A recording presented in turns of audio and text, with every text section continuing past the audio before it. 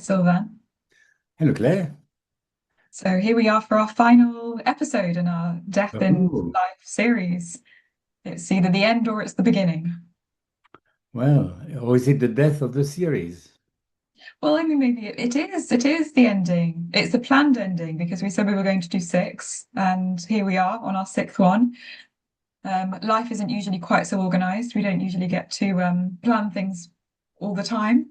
Um, Hmm. it makes the endings feel maybe more manageable to know that it's expected and that it's on its way.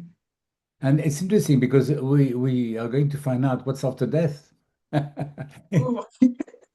Well, we Maybe. we we have an idea. I mean, I think that's the thing, isn't it? Because we know what's going to happen after the end of these series. We're like, oh, we'll do another one on this topic, but we don't know that about ourselves. We don't No. know what's going to happen next. So it's, I guess, what's the difference?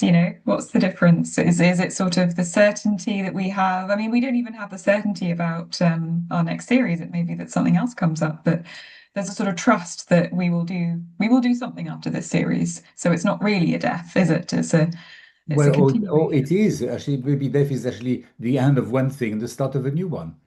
It's a shift. It's a shifting of form. Of course, building on to what we've already, learned and discussed. So Yeah, it's quite yeah. interesting. And I think it doesn't feel scary because I mean, it's funny because I say there's a sort of sense, there's a plan. We sort of have a plan for what's going to come next, and we can put that practically into Yeah. action. We can set things up, we can create something, we feel quite confident that we can do that because we've done that before. We've been making these videos for some time now. So we know that something's going to come next. Yes, and I think actually, interestingly, without any, playing with words, it is a bit of a rehearsal because when we put something together and it comes to, and then at least for that chapter, we have learned something we didn't know before because, as we said many times, we don't plan those discussions; they just occur, on the spur of the moment. So I think matured ourselves. We found things about ourselves we didn't know existed before we did this. And I think that for me, talking about the last episode of this particular series on death is a bit like a way of life. For example, before we just live every day and every moment. But what I'm interested in really is to realize that death is not actually, or life for that matter, is not a static thing altogether. It's a ongoing, always evolving adventure. So that each step we make is a progress on the previous one. So it's a journey. We are making a step forward, and it's a step upwards as well. I mean, we become more mature. We have more understanding. I mean, not necessarily all of us, but if you are interested in life, you find new things to add to what you know already, and you can refine your views. You can actually, refine the person you are, the way you relate with other people.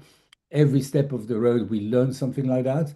And if we are clear in our minds and we make our decision that we are on the side of life, and why not? Because I mean, since we're alive, it doesn't make any sense to be against it. So we are making, progress, and therefore death is actually the summon of actually our lives. At least for that episode, it should be, something which we end at the summit, not at the bottom. We're not going down the pan, we're going up the mountain. I mean, it's funny when you talk like that because it does suggest that there's something that you take with you when you talk like that. We're making improvements, we're progressing, etc., etc., etc. You sort of create a sense of a graph which is going upwards. Our human lived experience is a sort of somehow creating a kind of movement or a shift. And I think that idea is it sounds very lovely. It sounds uplifting. It sounds hopeful. And I'm not saying you're necessarily wrong. But at the same time, it's so interesting how these sort of things we can hang on to these ideas, after there's something else after, then we're going up and we're going up, and we're just so optimistic as humans in that way. I think we like to see the bright side of things. We like to feel that we're moving somewhere, that our life has some kind of a meaning. We've accomplished something. We're better off age 80 than we were at age 0. Are we, or are we the same age 80 as we are age 0? Has it sort of stayed flat, or has something changed? What do you think? Well, I wonder, that actually we have a choice. The only choice we have in life, I suppose, because you don't want to keep choosing. If effectively, choosing is always leaving something behind that you might have wanted. So I think that choice is not as a beautiful thing as people think it is. When you have no choice, not because you have no choice, but because it's obvious what you do. Your next step is obvious. That's so liberating in a way because you don't have to think about it and wait for ages before you make a step and say, oh, maybe I made a mistake. So it is actually that sort of ongoing thing, which is good. I don't know if what's like with you or with other people, but I really feel very strongly, I've experienced very strongly that we make a deliberate choice, therefore, between plus or minus. Is life a way up or is life a way down? Are we getting older and more ill and more vulnerable and with more suffering, with more illnesses, with a terrible and all black, all dark? Or, as we discussed earlier, are we making steps upwards and learning all the time? Because in fact, that learning and that process of moving is so satisfying because it feels that actually we are keeping younger than we're getting younger rather than older. Is what I mean. We are richer, and those riches are in our mind or whatever you want to call it, and that's actually the baggage you take with you. And that's really nice because you've got to leave so much behind of the material nature that to feel that you are fulfilling and getting any better at being just an awareness and an action in life. I think that's very satisfying to me.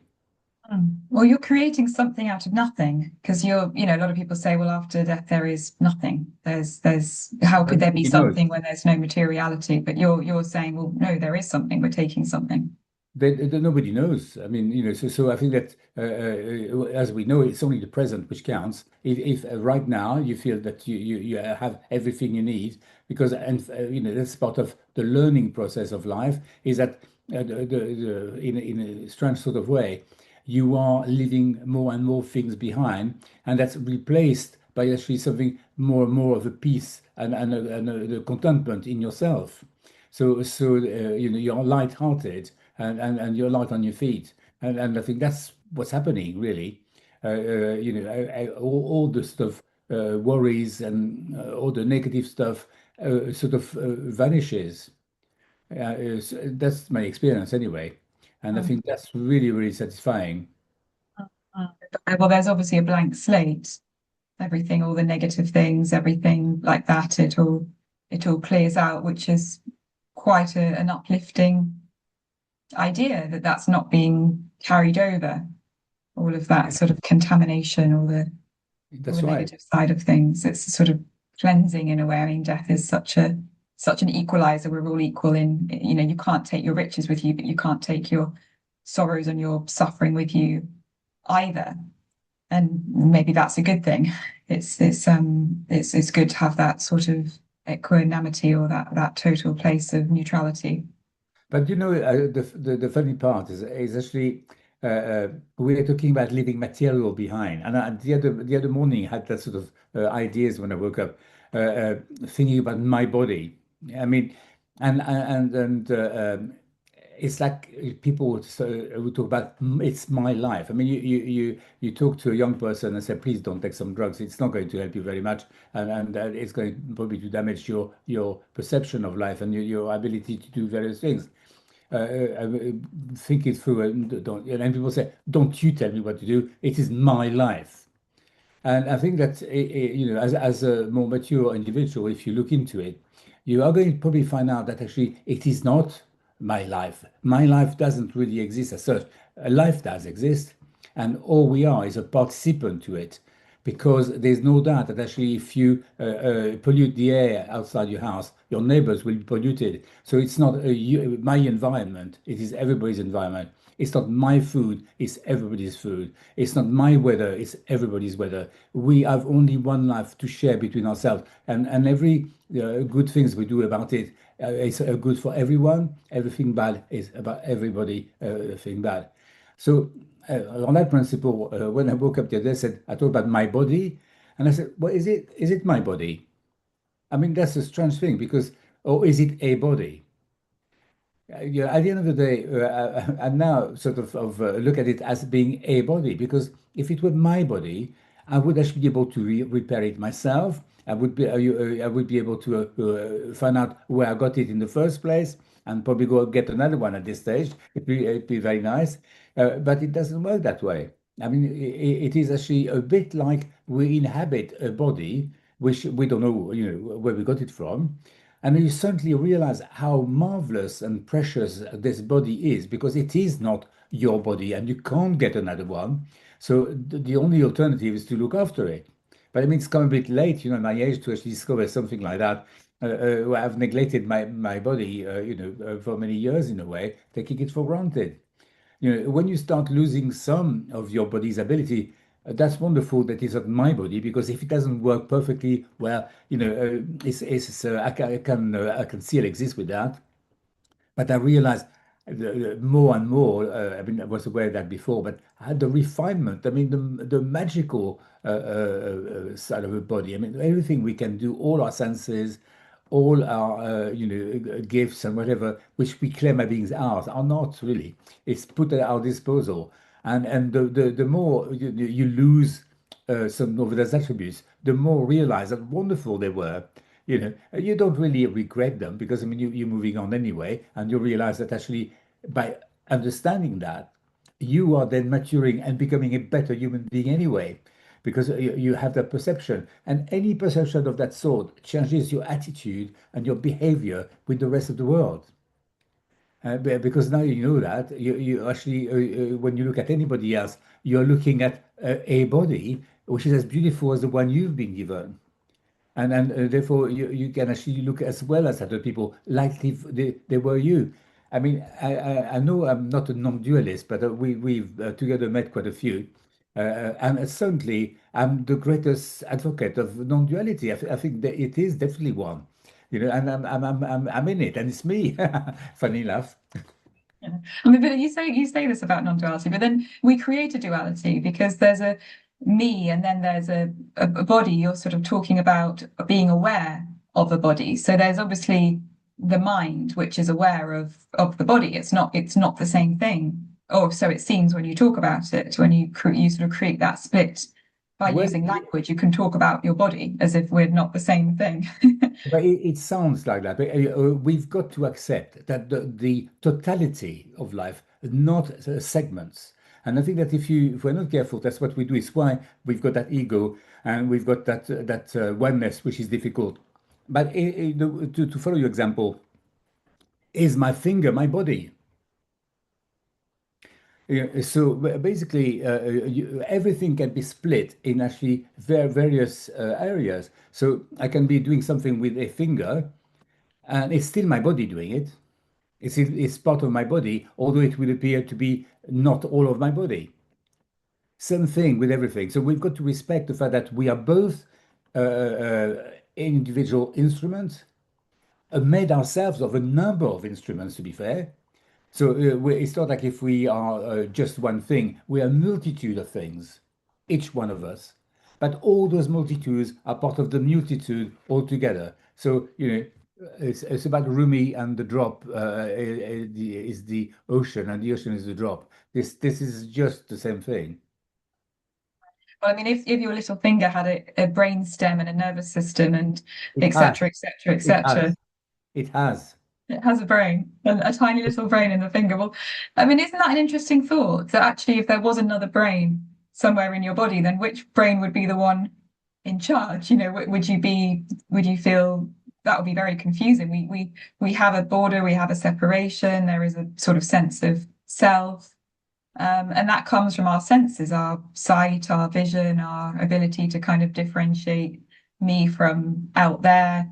But if you're saying that the drop is the same as the ocean, as Rumi said, or whoever it was, if you're saying that's the same thing, then the droplet has its own sort of sense of being a self. It must have a kind of it obviously doesn't, or we don't know it does, but it has a sort of a consciousness or a self-awareness in a way that I'm presuming comes from the brain.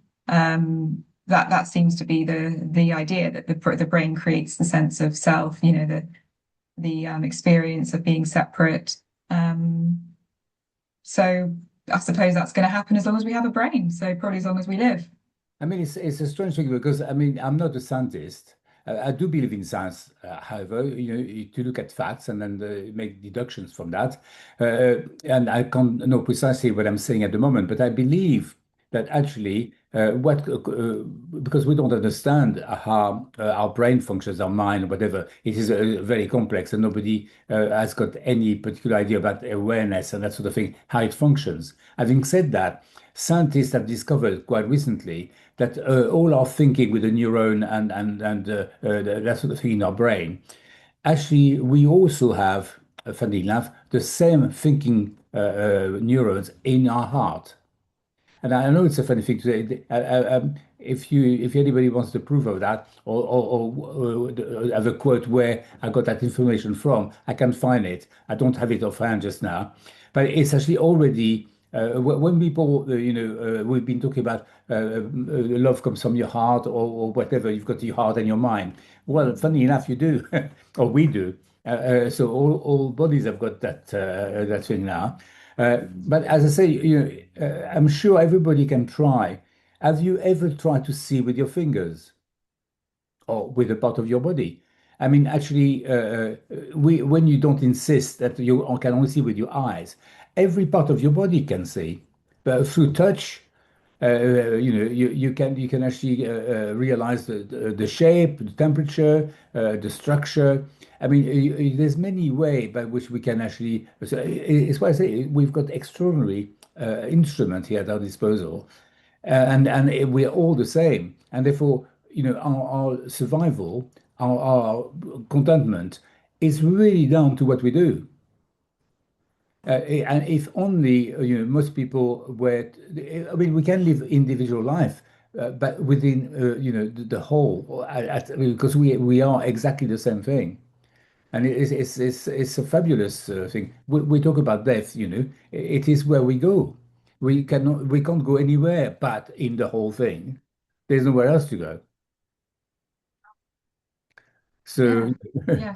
Yeah, I like the idea of the neurons in the heart and the brain. I mean, it because we are connected, the body and the mind. It's kind of the same thing. So you have the sort of thoughts, the feelings. It's there's not that separation, maybe in quite the same way that we thought. There's more of a connection in us, yes, um, which is really interesting. I'll Yeah. find the information and I'll let you have it. Yeah, no, that's it. I'm sure you're right, and it's even in the stomach. We people talk about having a gut feeling because there are the neurons Yes. also in the stomach. So yeah, it's where do our thoughts definitely come from our brain? I mean, like you say, you can use your body to experience life as well. It's not just the eyes. It's not just a particular part of what we thought it was. It's cool. I mean, it's interesting being human. There's just so much That's to it. explore and enjoy. You've put your finger on it. That's exactly Mm. what we are here for. What we owe to find out more and more. I mean, what a lovely occupation, to actually discover more and more about life, and how amazing it was. I mean, once we're here, we don't need to know where we come from. We don't need to know where we're going. We're here. We're here, and we can actually have all those ways of appreciating or discovering where we are and what's going on. I mean, why not do that? I mean, why isn't the thing that we all want? Why did humanity invent society? with all those jobs which are not needed to be done anyway, but to occupy people so that they're distracted from thinking about life and death, and Yeah, I mean that was a sort of creation of a structure. It was something to keep us safe. It was a way to organize us.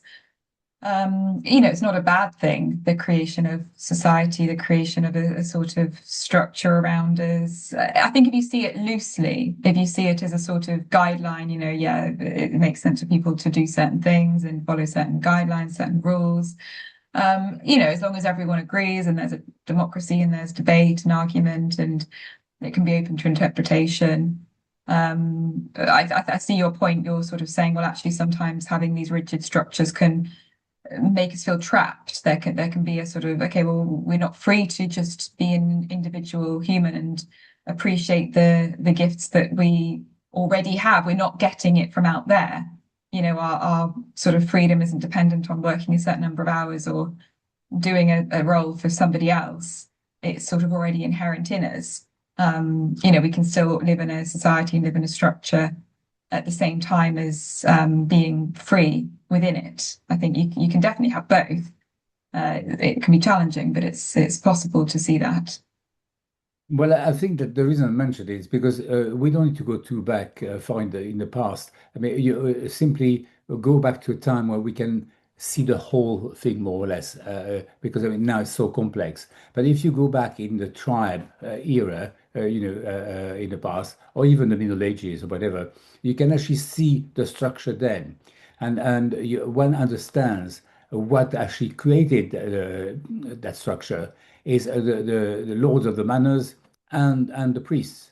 Now, why you can recognize in the past that you had an elite. So you had somebody who, for some reason, had a lot of influence, physical influence, physical power to control people, death, life or death. And then those people were actually selling you, security in a way if you work for them. So you've got that structure which you always have people at the top taking advantage of the people at the bottom. There is no equality there at all. It's actually it does fulfill the needs and requirements of life. So for food and all the stuff thing, but it is definitely split with people taking advantage of others. And then there's absolutely no doubt, since we evolve from one step to the next, that particular exploitation of the many by the few is even more powerful today, but practically invisible. We are being so it's all very nice and neat and it's all wonderful. It isn't. And I think that actually it makes people totally preoccupied by those material needs which actually are forced onto them because we shouldn't be so needy. It should be far more available than it is, for food and health and all the rest of it. What about all the pollution we are causing almost against our will because it's a part of the economy? Now, that's what I want to look into when we look at the beauty of life and be very, very careful of appearances. What we Yes, think is a nice structure today is a very little one as well. And, yes, yeah, and that's something we might want to address at some point. yeah. I mean, I think you're right. I think it's about challenging the authority. It's about challenging the structure, challenging the leaders. And you say, sometimes it's nice and sparkly. There's Buckingham Palace. There's all these, the leadership houses are beautiful. There's a sort of grandeur that comes with it. So you feel, okay, well, this is an infallible, unshakable system. It's something we ought to aspire to. And so, it's not about challenging in a kind of Guy Fawkes type way. It's not a sort of, oh, we're just going to overthrow, we're going to sort of aggressively attack. It's more of a kind of, okay, well, let's just explore it and see that it's actually all authority, all leaders is human. It's not a sort of nobody is certain. I think that's the other thing. We want to have a certainty. We want to think that somebody out there knows what the bloody hell is going on because none of us do. So it's quite nice to think that, okay, well, the king knows, the prime minister knows. I don't know who else might know, but we project, Elon Musk might know, you project onto people that you see as being wealthy, successful, entrepreneurial, and you say, oh, they know where they're going. Yeah, I'm going to go to the moon as well. Yeah, great, I'll follow them, because they have a sort of a drive or a goal. And if you don't buy into that, then you've got to sort of recognize the reality, which is that actually none of us have the answers. And that's the most liberating place to live. But it can also feel quite uncertain if you are the sort of person who wants to know what's going on. So it comes down to a choice. Do you want to be believing in illusion, or do you want to be living in a place of freedom but is also uncertain? Well, I mean, it's coming back to the beginning of our discussion. You effectively, all you need to find out, all you need to do in life is look. We don't need to be committed scientists. We don't need to have a research department. All you need is just look and use your inbuilt common sense. Now, if you look at the world today, just look, not decide anything, and you register pollution of our rivers, of the environment, the air. We are aware of the weather pattern which is changing. We are destroying a lot of natural species and environments because we need petrol or we need other mineral resources. People actually more and more distracted by. I mean, look at the football. I mean, it's wonderful in a way to get people together, but at the same time, it doesn't take much to distract people. And when you play football, you don't realize that your weather is being changed and that the food you eat is polluted. Now, when you see that and you just observe it, no judgment necessary, you do know automatically that actually the trend is a destructive trend. Because each step, and for as long as you carry on doing what you do now, which is actually the cause of the problem we've got, it's been there. If you carry on the same thing, well, you will make the results more obvious. And as a humanity, when you see that, and anybody, if you are walking and suddenly you've got a snake that you know is venomous in front of you, do you go and say hello, or do you move away? I mean, we should have that sort of speedy reaction to anything which is life damaging. Is to say, oh, I'm stopping here. And now I've seen it. You can't blame yourself to you did it yesterday, you didn't know, but as soon as you realize, you stop it. Well, we don't do that, do we? We are on a juggernaut when we see something wrong, like the weather pattern changing. What we say, oh, we'll find a way. We can't change anything because the economy will perish, and those, so many rich people will become poor. That would be a terrible thing. So we just carry on because we're so clever. We'll find an answer to it. And I think that actually to be clever is actually not, it's a disservice to humanity. You have to be intelligent, which is just observing things and not thinking about all the time how you go around them, but face them head on and say, well, if that is not working, we'll stop it. Yeah, I mean it's tricky because actually a lot of people have to continue that path with the snake on, to use that metaphor. Yes, Sometimes we don't have the luxury of saying, "Oh, well, there's a bloody snake in my absolutely. way. I'm going to quit my job and I'm going to do something," because we're dependent on that path where the snake is for our financial independence, for our a lot of things that we need to survive. We need to keep on going down that existing dangerous route, unfortunately. Exactly. Which is actually a good indicator, isn't it, about how we behave and how we should believe our leaders, because they are the one who should actually say, I can see you're on that path, and I see that to say, oh, I'm going to actually show you how to go around that, not to avoid it. But they are the ones who say, don't worry, we'll find an answer to it. I'll give me a 10-year plan or anything which you can't measure, which is always in the future, but nothing which is in the present. Yes, yeah, well that's how they get their votes. You promise something in the future. There's a future destination that we're going to somehow arrive at, and that's what drives interest and popularity. Anybody who says I don't know, which is probably the most honest answer, nobody like we were saying earlier, people don't. you don't want that. We want certainty. We want someone to say, I know, even if they don't. That's what kind of gets the interest. That's what gets the confidence in Yes. people. But it's ultimately it's not true.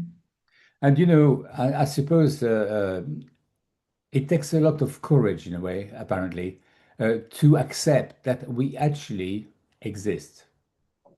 Now, it sounds silly what I'm saying, but how many people know for sure that they are alive, that life is for real?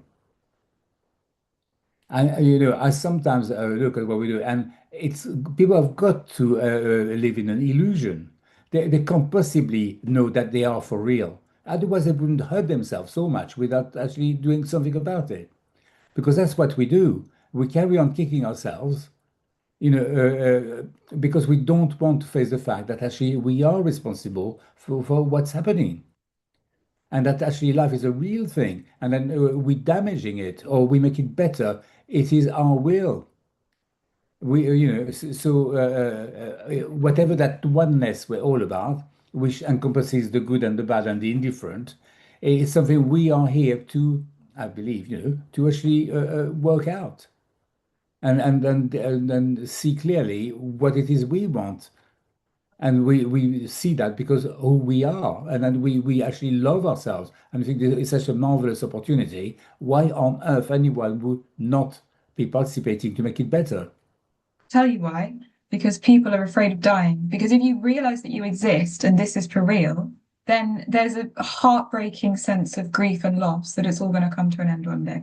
So it can be sometimes easier to stay living in a illusion, living in a place of, oh, this doesn't really exist, because it's almost like an anesthetic. It's like if you say, well, I don't really care, what happens with that relationship, or I don't really care about the football score, but you actually really do. You can kind of defend yourself against the pain when actually it doesn't go your way. So you're right, it is courageous because what's most courageous is facing the grief and the pain, the emotional pain, and realizing that, this is impermanent. Our life is in a constant state of change. It's our forms change. I mean, aging happens. We lose the texture of our skin, all sorts of stuff. We see changes all the time. And but no, nothing against you, Sylvain. No. I'm thinking personally. I mean, we see evidence of it everywhere that things are changing. We change jobs, the flowers grow and then the flowers die. So that can be almost painful, to appreciate the beauty. There's also the appreciation of the loss, and you've got to you can't have one without the other. But sometimes people want to have one without the other. Okay, well, we'll ignore the loss, we'll ignore the death, and we'll just pretend that there's the other side of it. But it's not really being real, is it? That's not really existing, because to exist, you have to see that it's an appearance, it's a form, and all forms and all appearances do eventually fade. And that's not depressing. That's just as we say, it's part of life. Life and death are the same sort of sides of the coin, the two sides of the same coin. So yes, I think that may be what's driving a lot of that resistance to feeling real. Well, I mean, you make a lot of sense, and really, if we because this is our last episode on death, I think that what's interesting as well is actually we know, talking about the grief, that actually when you're going to die, you've got to leave behind all those material items, all the material goods you've accumulated in your life, and you've got to surrender all that, which is pretty difficult. However, uh, uh, well, I was talking about the fact that my body is not my body, it's a body. So it is a material object. So I've got to leave that behind. And that's interesting because leaving it behind requires for me to still be here.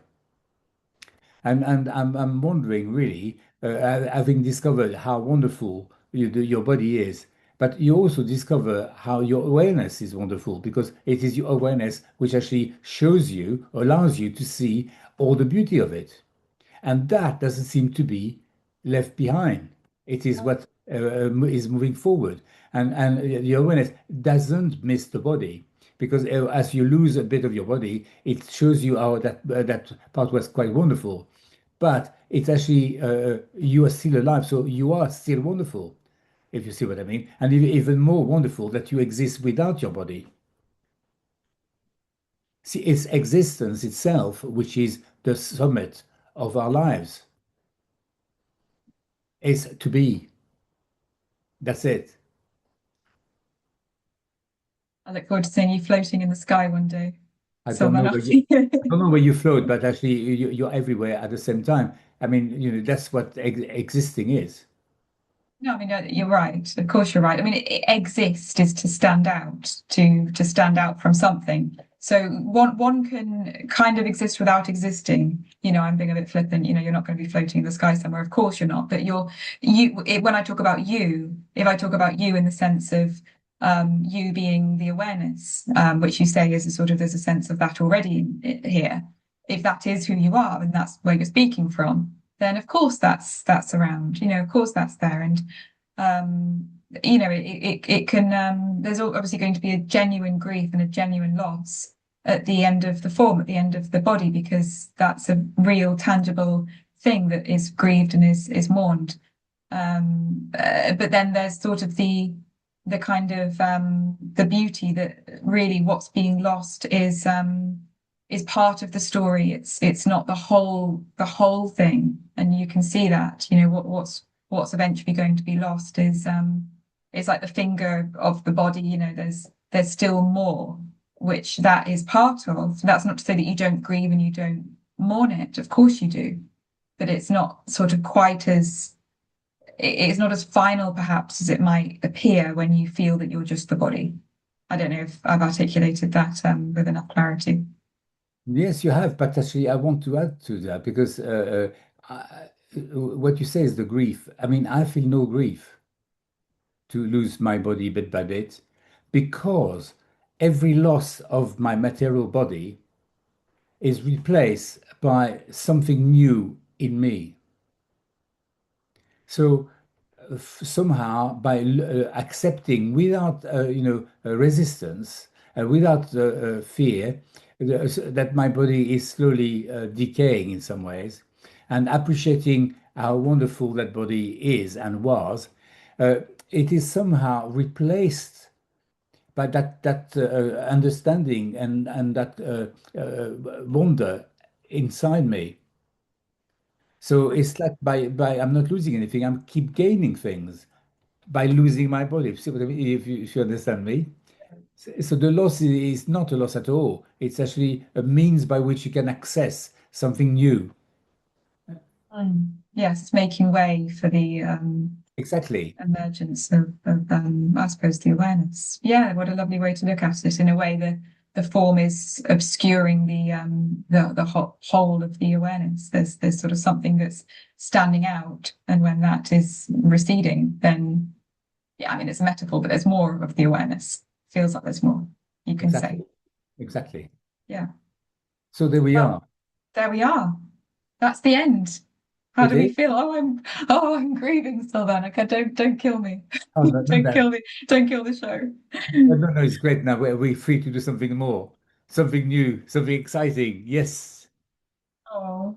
Well, I mean, goodbyes are very hard. I've always found endings very, very difficult because it feels like there's an obstruction in a flow. I mean, that's obviously not the case, but when you say goodbye to someone, when there's a sort of temporary exit, when there's a sort of a separation, you go your way, I go my way, there's a sort of parting of sorts. It can always feel like something sort of being ripped away, and that's there's a sort of mild loss. You say that it's actually good because it makes space for something new, and it's that awareness.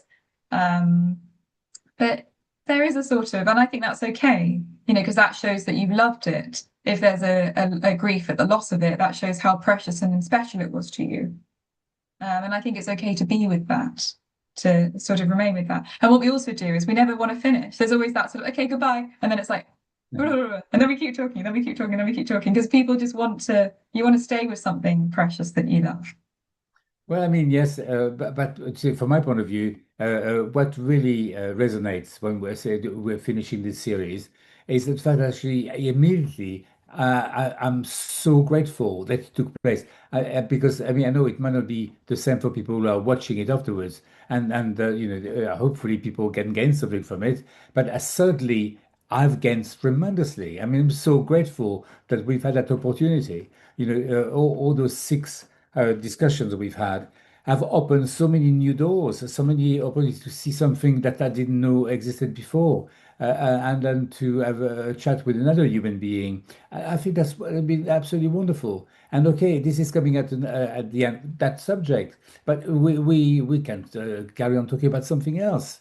And it's so enriching that actually there's no reason really to not to start something new because it's going to end. Guess Because we're there is ending it no with a end in effect. we're ending it with that full heart. It's coming to an end from a place of love, a place of completion. There's not a lack. There's not a, oh, I wish I'd done that, or I wish we'd done that. We're saying actually this has been a wonderful series. It's been beautiful. It's something that we're very glad that we did. We're very grateful to have done. And when you experience that, actually, what even is death? Because there's been such a an appreciation of the experience, and we're in a place where we can cleanly say I'm happy with that and I'm happy to end and thank you very much. Yes, and by doing that, it doesn't stop, does it? Because I mean, everything we've actually discovered in this past life, but those past 6 years, is still working its way, creating more, awareness about various things. Because we've started a particular mechanism which actually takes care of itself. So we evolve and mature all the time. Yeah, well, So we know we know where we're going. I think that's what that's it not is. dying. That's not left behind. It is actually functioning right now. Yeah, yeah. Oh, Sylvain, it's been absolutely wonderful. Thank you so much. Well, thank you very much to you too, Claire. It's so wonderful to find another human being with whom you can have an exchange, genuine. And we're not looking for perfection. We're not looking for telling other people what to do, but it's just having a proper human to add to human connection, and that's wonderful stuff. Thank you. Well, I'll see you next time. Okay. Bye Bye. bye.